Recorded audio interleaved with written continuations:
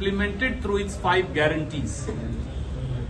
Crores and crores of people, over 400 crore free bus trips through Shakti, and now almost 2,000 crore more for free bus trip for all our students, our children.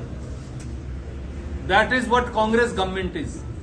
1 crore 22 lakh women get 2,000 rupees through Greh Lakshmi. That's Congress government for you. 1 crore 66 lakh households in Karnataka get free electricity up to 200 units. That's Congress government for you.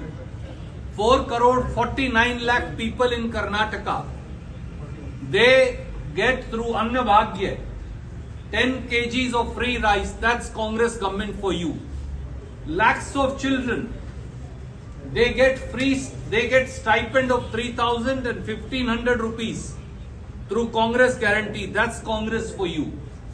And now one more chapter has been added in terms of free travel for our children and students, boys and girls both. Unfortunately, the BJP is peeved with Congress guarantees. And every day, from Prime Minister to BJP leadership of Karnataka, when they are free from fighting among each other, their fratricidal war, then they keep attacking the Congress guarantees. These are not Congress guarantees alone.